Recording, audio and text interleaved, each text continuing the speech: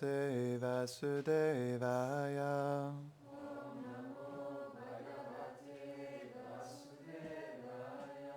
Om Namo Bhagavate Vasudevaya.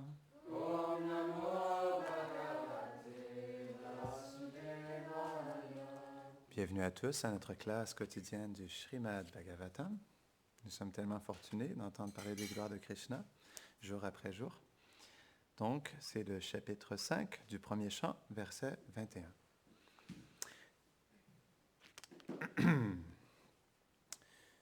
Tvamatmanatma namaveyamo gadrik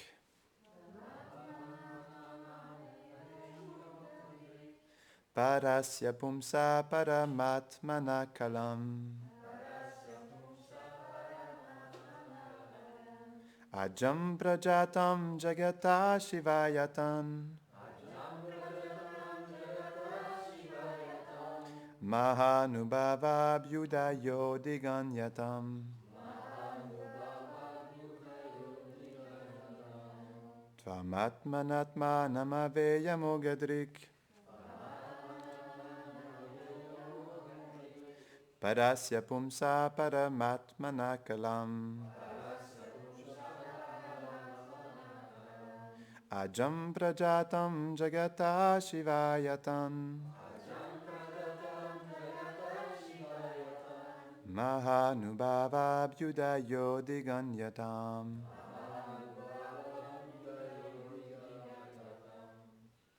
Traduction. Ô sage sans péché, tu es apparu comme une émanation plénière du Seigneur suprême. Bien que non né, tu prends naissance. Ainsi, il t'incombe de narrer parfaitement ses glorieuses qualités et ses actions pour l'élévation spirituelle de la civilisation. Commentaire. Srila Vishwanath Chakravarti Thakur dit « Ce verset explique comment Vyasa connaît toutes choses spontanément. Ô toi qui as une connaissance parfaite, pour cela, s'il te plaît, décris d'une façon plus élaborée les gloires de meilleur augure du Seigneur Tout-Puissant. » Om Jnanatimidandasya Jnananjana Sharakaya Chakshurun Minitam Jena Tasmai Shri Gurave Namaha Shri Chaitanya Manobishtam Stapitam Jena Bhutade Svayam Rupa Kadamayam Dadati Svapadantikam He Krishna Karuna Sindho Dinabandho Jagatpate Gopesha Gopika Kanta Radha Kanta Namostute Tapta Kanchana Gaurangi Radhe Brindavaneshwari Vrishabhanusute Devi Pranamami Hari Priye Vanchakalpatarubhyashta Kripa Sindhubhya Evacha Patitanam Pavanebhyo Vaishnavebhyo Namo Namaha Jaya Shri Krishna Chaitanya Prabhu Nityananda Shri Advaita Gadadhara Shivasadi Gaura Bhakta Vrinda Hare Krishna Krishna Krishna Hare Hare Hare Rama Rama Rama Hare Hare Namahom Vishnu Padaya Krishna Prashtaya Bhutare Shimate Bhaktivedanta Swaminiti Namine Namaste Sarasvate Deve Gauravani Pracharine Nirvishesha Shunnavadi Pashtatyade Shatadine. Donc c'est un verset très intéressant. Donc ça révèle que l'élévation spirituelle de la civilisation, elle vient réellement lorsqu'on glorifie le Seigneur suprême. Srila Prabhupada, il expliquait que la civilisation dans laquelle on vit en ce moment, c'est une société qui est très mal dirigée parce qu'elle est dirigée vers la matière. Elle est dirigée vers l'externe. Elle n'est pas dirigée vers notre véritable nature et notre relation éternelle avec Krishna. Donc on peut dire que à travers l'histoire de l'humanité, il y a eu toutes sortes de civilisations, Mais aujourd'hui, où en sommes-nous? Et où étaient ces civilisations aussi? Où sont-elles aujourd'hui? Donc, il y a eu la civilisation romaine, il y a eu la civilisation égyptienne, il y a eu toutes sortes de sociétés à travers les siècles et les millénaires, mais ils ne sont plus présentes aujourd'hui. Parce que dans ce monde, tout est temporaire et on peut voir que tout ce qu'on réalise au niveau matériel, il y a un début et une fin. Nea bikra manashosti pratyavano navidyate. Dans le sens où tout ce qu'on accomplit matériellement, Srila Prabhupada, il expliquait ça dans la Bhagavad Gita, il disait que tout ce qu'on accomplit matériellement, il y a un début et il y a une fin. Peu importe ce qu'on accomplit, ça doit se terminer un jour. Tandis que la vie spirituelle, c'est éternel. Et donc, tout ce qu'on accomplit dans le service de dévotion nous donne des résultats éternels. Nea bikra manashosti. Même le plus petit avancement spirituel nous donne un résultat éternel, parce que c'est en lien avec l'âme. Donc, c'est pourquoi la réelle civilisation, elle est basée sur l'âme. Srila Prabhupada, dans un autre commentaire, je crois que c'est dans le deuxième chant, c'est ça, dans le deuxième chant, chapitre 9 du Bhagavatam, il explique qu'il y a deux sortes de civilisations. Il y a la civilisation du corps et il y a la civilisation de l'âme. J'ai trouvé ça tellement intéressant, c'est tellement beau, la civilisation de l'âme. Mais qu'est-ce que ça veut dire, la civilisation de l'âme? Donc, il explique dans son commentaire que la civilisation de l'âme, elle est basée sur notre relation éternelle avec Krishna. Et comme elle est basée sur cette relation, elle est fondée sur le service de dévotion, parce que c'est la nature de l'âme. L'âme, elle est faite pour servir le Seigneur suprême, parce que c'est sa fonction éternelle. Donc, c'est pourquoi tous les êtres dans ce monde souffrent en réalité, parce qu'ils sont complètement à l'encontre de leur, on pourrait dire, de leur fonction véritable. Et c'est pourquoi, comme l'explique, encore une fois, comme c'est expliqué dans le Bhagavatam, dans le premier chant, chapitre 2, verset 6, c'est expliqué que l'occupation éternelle de l'âme, elle est de servir Krishna. Et lorsqu'elle accomplit cette occupation, elle devient complètement satisfaite. Parce que l'âme, elle peut seulement être satisfaite lorsqu'elle sert le Seigneur suprême, parce que c'est sa nature éternelle. On peut voir que dans notre société actuelle, on fait tout à l'encontre de notre véritable nature. C'est pourquoi tous les gens sont perdus, confus. Premièrement, parce qu'ils s'identifient avec ce corps, donc ils sont dans une crise identitaire constante. C'est pourquoi tous les gens, on peut dire qu'ils essaient de bâtir une identité. Et comme quand on va dans la rue, on peut voir, les gens disent « Ah, moi je suis comme ci, je veux être comme ça, c'est ce que je veux devenir. » Mais on voit en la réalité que les gens ne sont jamais réellement satisfaits, peu importe ce qu'ils font. Et c'est ça qui est intéressant. On peut regarder, il y a des gens pauvres, il y a des gens riches, il y a des gens qui réussissent dans la vie, il y a des gens qui sont des perdants. Mais en réalité, peu importe leur situation matérielle, tout le monde est insatisfait. On a, tout simplement, parce que Srila Prabhupada, il expliquait que les yeux sont l'index de l'âme. Et on peut regarder dans les yeux des gens, n'importe qui. J'ai un oncle qui est multimillionnaire. Il a construit la maison de Céline Dion. Il a une Porsche, et je me rappelle quand je suis allé le voir la dernière fois. En fait, à chaque fois que... Il n'aime pas trop m'inviter parce que... à chaque fois qu'il m'invite à ses soupers de famille, il m'appelle le prédicateur parce que... Parce que souvent, ils aiment me confronter parce que comme je suis un moine, ils me regardent et me disent « Mais pourquoi es-tu devenu un moine? » Nous, on a la richesse. Moi, j'ai une grande maison parce qu'il habite dans un manoir. Il a une Porsche, non? Qui vaut 200 000 €. Et donc, il est extrêmement bon dans le golf aussi. Son fils, il est expert dans le golf. Il fait des études pour le golf aux États-Unis. Et à chaque fois que j'allais les rencontrer, je leur parlais, je les regardais dans les yeux, puis je leur disais, mais est-ce que vous réalisez à quel point vous êtes malheureux? Et je les regardais dans les yeux comme ça, et ils disaient, mais non, mais c'est toi qui es malheureux. Ils me regardaient, et ils me disaient, mais non, c'est toi qui es... Comment est-ce que tu peux être heureux si tu n'obtiens pas la richesse? Si tu ne trouves pas le plaisir dans ce monde? Et je les regardais, et je les trouvais tellement malheureux, tellement misérables, et ça me faisait tellement de la peine, parce que en les regardant, je réalisais à quel point... Même s'ils avaient les plus grandes richesses dans ce monde, ils étaient tellement misérables. Et j'essayais de leur faire comprendre, mais dans leur mentalité, ils pensaient que c'est moi qui étais misérable, que j'avais raté le but de la vie. Et dans cette discussion-là, c'était intéressant parce qu'on voyait à quel point il y avait comme on pourrait dire, pas une compétition, mais un clash de... Exactement. Vraiment un clash d'énergie. C'est comme on essaie d'infuser l'énergie spirituelle dans le cœur des êtres, mais eux, lorsqu'ils entendent ça, ils voient ça comme quelque chose de complètement inutile, non? Et inintéressant.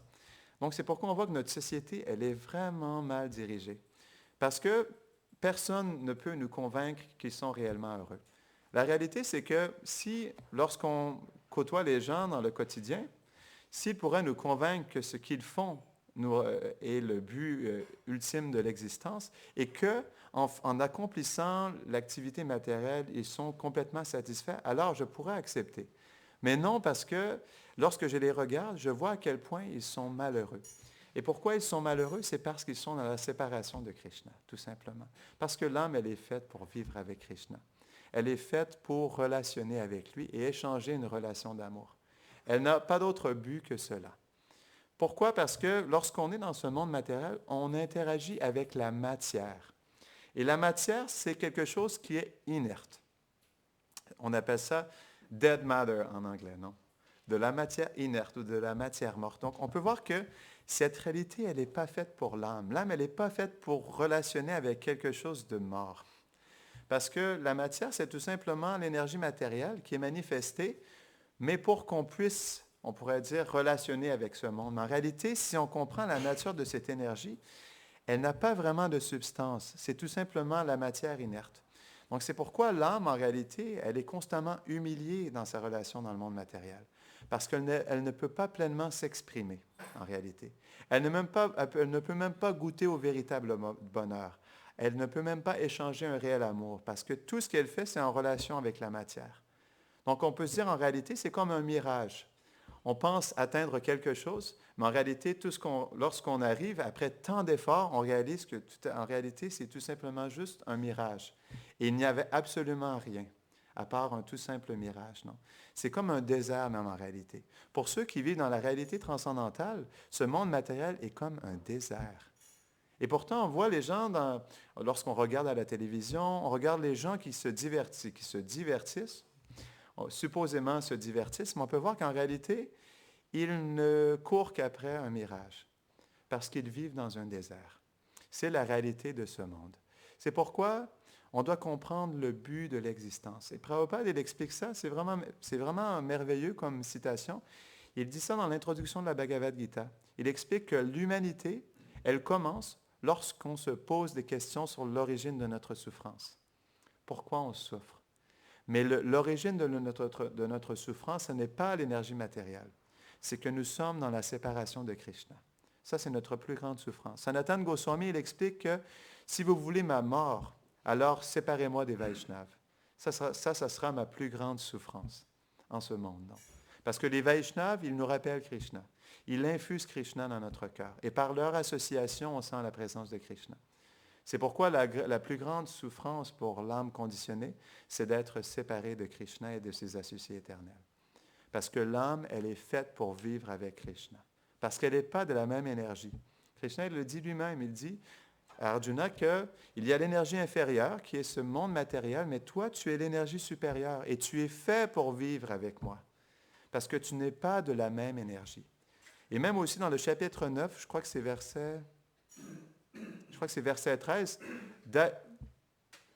Daivi Prakriti, en fait, les grands sages, ils sont influencés par l'énergie divine de Krishna, parce qu'ils sont sous le refuge de Krishna. Et comme ils prennent refuge de Krishna, ils sont infusés par son énergie interne. Et par cette énergie, ils sont toujours dans le souvenir et dans l'adoration de Krishna. Donc, la réalité, c'est que comme tout est une énergie de Krishna, pour pouvoir se souvenir de Krishna, on doit se prendre refuge de son énergie spirituelle. Srila Prabhupada, il explique ça. Il expliquait même, je lisais ce matin dans le Chaitanya Charitamrita, il y a un commentaire où Srila Prabhupada, il parle de l'adoration de la déité. Et il explique que pour Krishna, c'est extrêmement simple de devenir la déité. Parce que pour lui, la matière ou, on pourrait dire, la transcendance, c'est tout simplement la même énergie, mais qui se manifeste différemment.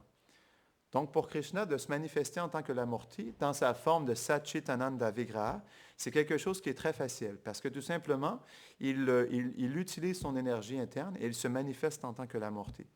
Et Prabhupada, il expliquait que la déité, elle est la forme de Satchitananda Vigraha de Krishna. Elle est non différente de la forme originelle de Krishna. parce que Krishna, il est personnellement présent dans sa forme originelle, dans la Murti. Donc, c'est quelque chose de tellement spécial, la Murti. C'est pour ça que d'être au temple, de s'associer avec les dévots, de prendre le darshan, ce qui veut dire de recevoir la vision des déités, est quelque chose de tellement précieux. Parce que Krishna, il est personnellement présent en tant que la Murti.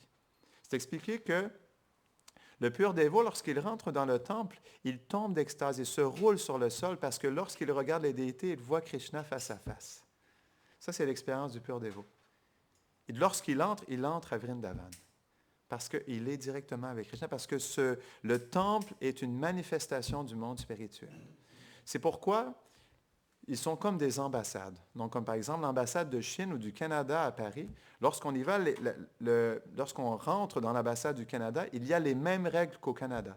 Si on commet un crime dans l'ambassade du Canada à Paris, on pourrait dire, puni par les lois criminelles du Canada. Non? Donc, c'est juste un exemple pour montrer que dans le temple, comme c'est une ambassade spirituelle, c'est régi par les mêmes lois du monde transcendantal aussi. Pourquoi? Parce que Krishna, il est présent. Et quand Krishna est présent, Vrindavan est présent. Et quand Vrindavan est présent, Radharani et tous les associés sont présents aussi. Donc, on ne manque rien dans le monde, dans le temple, ou plutôt le monde spirituel, parce que tout est présent. C'est pourquoi il y a un refuge tellement particulier à vivre dans le temple, à s'associer et de plus en plus, en fait, faire partie des activités du temple. C'est vraiment une miséricorde spéciale que Krishna nous donne. Prabhupada, il expliquait ça. Il expliquait que le temple, il est Vaikuntha. Ce n'est pas l'humeur du monde matériel. Ce n'est pas régi par les mêmes énergies. Parce que c'est le monde transcendantal qui est manifesté. Donc, le point dans tout ça, c'est que si on veut justement prendre refuge de Krishna, on doit s'associer d'une bonne manière. Et Srila Prabhupada, il expliquait ça dans le Chaitanya Charitamrita. C'est tellement une belle teneur et portée. Il expliquait que, donc, dans cette vie matérielle, on s'absorbe dans le mental. Et le mental veut dire la pensée, la volonté et le sentiment. Parce que c'est ce qui nous gouverne. On pourrait dire que même notre pensée et notre volonté, elle est gouvernée par notre sentiment. C'est ce qu'explique Ramanujacharya. Il a écrit un livre sur la psychologie du Bhakti Yoga, du yoga de la dévotion. Il explique dans ce livre-là que, en fait, comme le mental a trois fonctions, pensée, volonté, sentiment, le sentiment, c'est ce qui gouverne la pensée et la volonté. Parce que le sentiment, c'est ce qui nous pousse à vivre. On cherche tous à vivre des sentiments. Parce que nous sommes des êtres vivants. Non? Et comme nous sommes des êtres vivants, on cherche à goûter quelque chose, à vivre des sentiments. Et c'est pourquoi Prabhupada, il expliquait quelque chose de tellement merveilleux dans ce commentaire-là. Il expliquait que, de toute façon, dans ce monde, on cherche tous à vivre selon, on pourrait dire, à engager notre pensée, notre volonté et notre sentiment. Et Srila Prabhupada, il explique, si on veut s'absorber dans Krishna, il faut absorber notre pensée, notre volonté et notre sentiment dans Krishna aussi. Donc, on doit se souvenir de Krishna, on doit penser à lui, on doit vouloir le servir et on doit développer des sentiments pour lui. Ça se fait à travers la pratique du service de dévotion. Donc, c'est tellement merveilleux. Prabhupada, il explique que c'est par rapport à un verset où Chaitanya Mahaprabhu, lorsqu'il est à Jagannath Puri et il est devant le chariot de Jagannath, il exprime en fait, dans un sentiment de Radharani, il exprime que donc mon mental est non différent de mon cœur et mon mental, il est Vrindavan. Et parce que mon mental est Vrindavan, je suis toujours à Vrindavan, alors s'il te plaît, viens poser tes pieds pareils au lotus à Vrindavan. Et c'est dans ce commentaire-là que Srila Prabhupada, il explique que, donc, on devrait infuser notre pensée, notre volonté et notre sentiment de Krishna. Et lorsqu'on fait cela, notre mental devient non différent de Vrindavan. Parce que Vrindavan, c'est un état d'esprit. C'est intéressant parce que Radharani explique que Vrindavan, c'est son mental.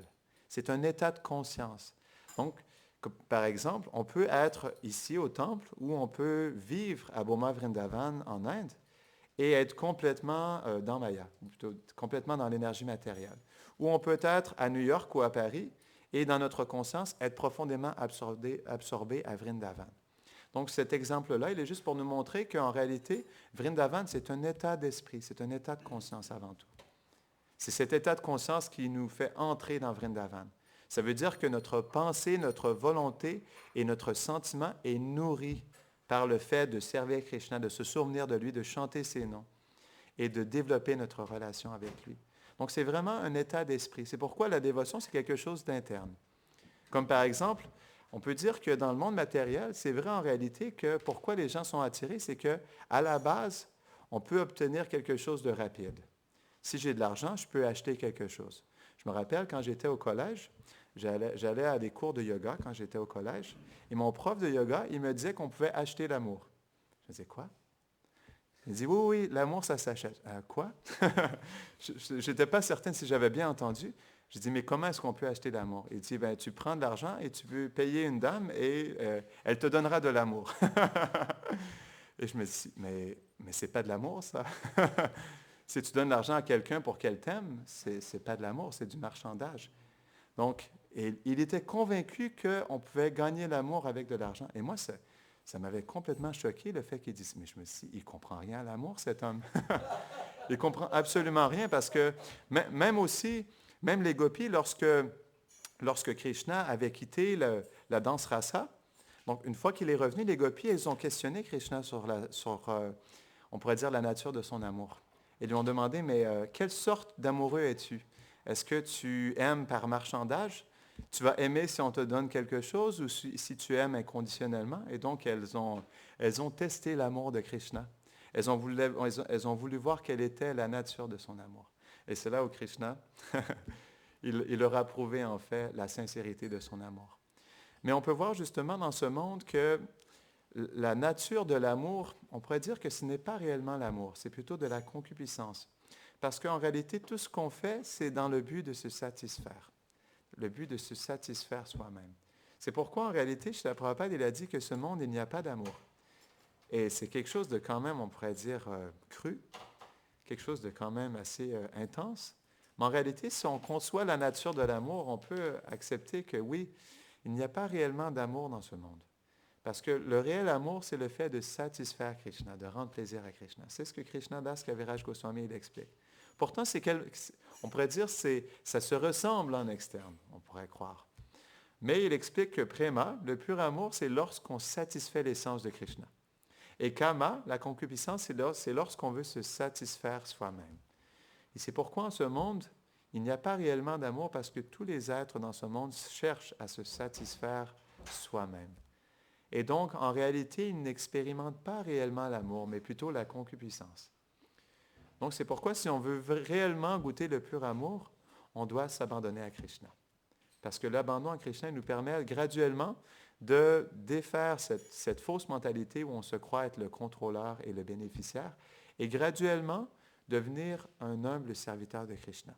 Parce que c'est à travers l'attitude de service qu'on développe l'amour pour Krishna. Srila Prabhupada expliquait qu'il y avait 2 tracks de chemin de fer pour retourner au monde spirituel. Il y avait le chant du Mahamantra. Combien? Comment? Ah, d'accord. 2 rails de chemin de fer, pardon. 2 rails? 2 rails sur la même voie. D'accord. 2 rails, c'est ça. Dans la voie de la dévotion, il y a 2 rails. C'est le chant du Mahamantra et l'attitude de service. Lorsqu'on chante avec une bonne attitude de service, alors graduellement le pur amour naît dans notre cœur. C'est pourquoi aussi même le Mahamantra, il est tellement important parce qu'il vient détruire à la racine la concupiscence. Parce qu'à la base, le Mahamantra, il est fait pour nous aider à développer dasya, l'attitude de service envers Krishna. Donc cette pratique du japa, elle est absolument essentielle. Parce que sans le japa, on ne peut pas développer l'attitude de service. Parce que ça détruit les fausses conceptions dans le cœur et ça vient nourrir l'attitude de service en nous. Et c'est à travers cette attitude que graduellement on développe notre relation avec Krishna. Donc, on va terminer ici. Est-ce qu'il y a des questions ou des réflexions avant qu'on termine la classe? Oui? Je voulais dire quelque chose. Mm-hmm.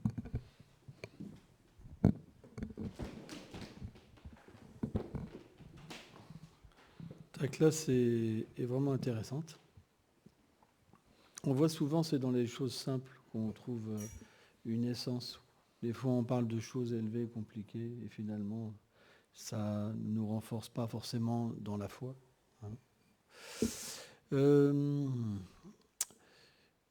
C'est vraiment intéressant. Moi, j'ai pu observer vraiment dans ce monde toutes sortes de personnes qui sont venues me voir pour parler avec moi. Et parfois, on voit des gens qui sont tellement bien habillés, qui ont de l'argent. J'ai même vu, moi, des milliardaires parler avec des milliardaires. Et j'ai vu tellement de gens malheureux. Et quand j'étais matérialiste, c'est ça qui qui a commencé à me faire douter de ce monde. Car quand j'ai travaillé dans des milieux très huppés, mais vraiment huppés, caviar, tout ça, vraiment, des couverts presque en or, etc., quoi.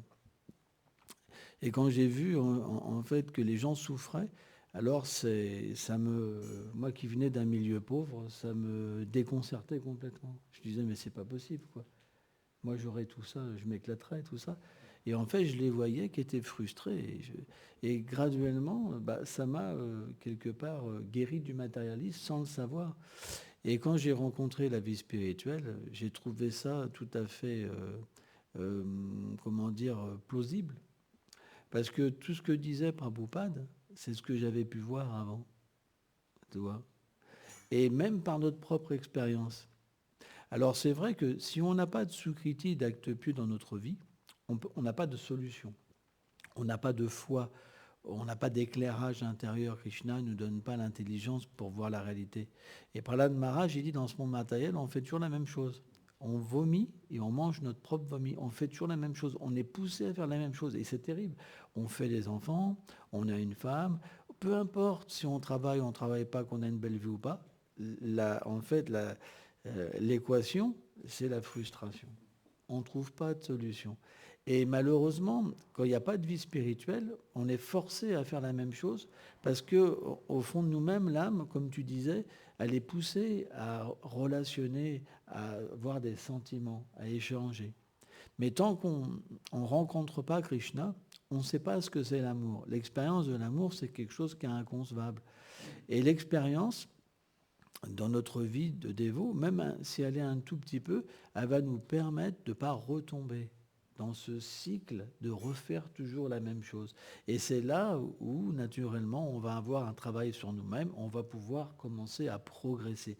Mais avant, quand l'expérience n'est pas assez forte, on va par exemple commencer la vie spirituelle et on va finalement avoir une mauvaise compréhension parce qu'on va voir des gens frustrés aussi dans la vie spirituelle, des gens qui sont en colère tout le temps, des gens qui sont malheureux. Mais pourquoi? Parce qu'ils pratiquent mal. Ça ne veut pas dire que ça ne marche pas, vous comprenez?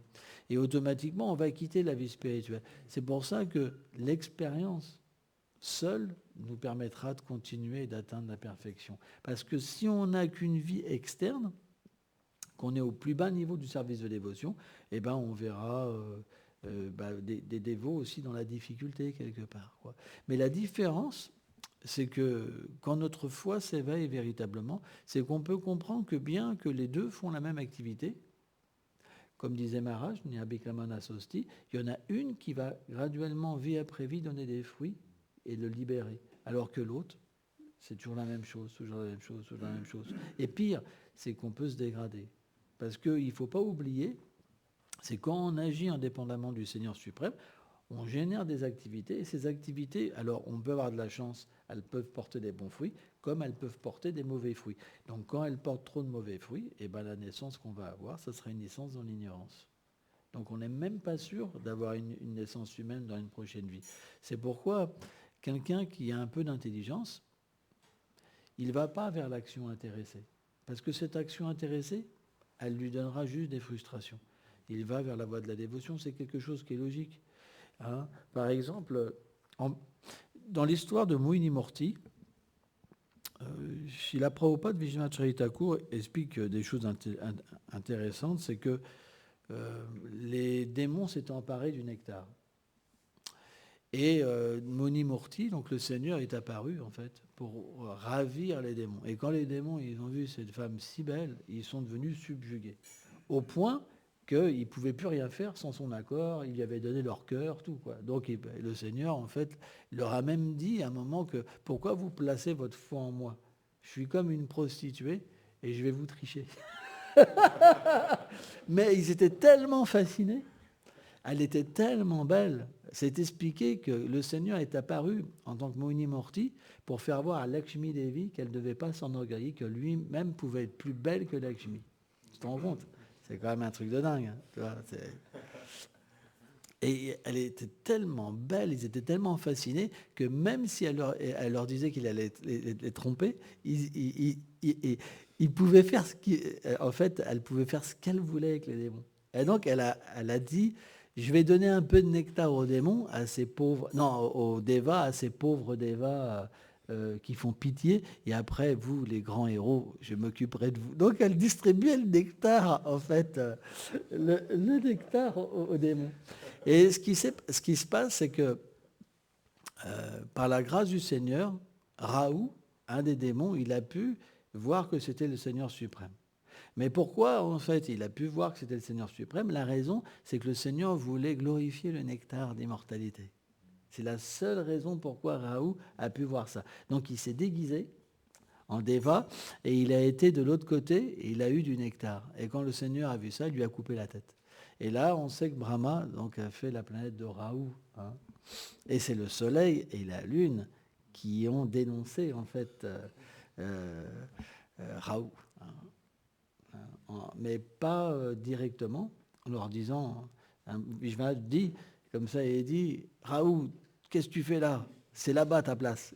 Ils n'ont pas dit ça par peur, en fait, parce que Raoult, c'est l'ennemi éternel du soleil et de la lune. Simplement, ils ont fait un signe au Seigneur, et là, mais le Seigneur savait déjà quoi.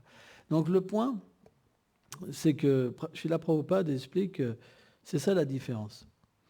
C'est que les démons et les dévas, ils ont fait la même activité. Ils ont baraté l'océan de là. Ils étaient au même endroit, dans le même temps. Ils ont fait le même effort, etc. Mais le gain, ça n'a pas été le même. Il y en a un qui a eu le nectar et l'autre qui n'en ont pas eu. C'est pourquoi la mentalité d'un matérialiste, le Srimad Bhagavatam explique, c'est comme d'arroser les brindilles, les feuilles d'un arbre. Ça veut dire qu'ils veulent satisfaire le corps. Mais ils ne servent pas le Seigneur suprême. Or, un arbre, c'est comme donner à manger à un corps à travers les yeux ils vont tomber malades, les oreilles vont tomber malades. On donne à manger à travers la bouche. Ben, de la même manière, en fait, on doit, quand on sert le Seigneur, tout le monde devient satisfait. Parce qu'en arrosant les racines de l'arbre, le tronc, les branches, les brindilles, les feuilles, les fruits, tout le monde est satisfait. Donc, quoi qu'il nous arrive dans ce monde, si on sert le Seigneur suprême, tout peut s'écrouler, mais pour nous, rien ne s'écroule. Parce que quand on sert le Seigneur suprême, naturellement, on sert la vérité éternelle dans le cœur de tous les êtres. Peu importe ce que font les gens, ils en reçoivent un fruit, parce que notre association, elle est suprêmement bénéfique pour eux. Et si on a des enfants, si on a ceci, si on a cela, même s'ils n'acceptent pas le Seigneur, même s'ils nous rejettent parce qu'on sert le Seigneur, ils ont quand même un fruit. C'est pour ça que, quoi qu'il arrive, adorer le Seigneur suprême, c'est bénéfique pour tout le monde. C'est la seule activité qui est bénéfique. Et Prabhupada et Vishwanath disent, tout le reste, ça ne sert à rien. Parce que tous les fruits qu'on aura accumulés avec l'action intéressée, ils seront détruits. C'est pour ça que la vie matérialiste, c'est misérable, comme disait. C'est vrai.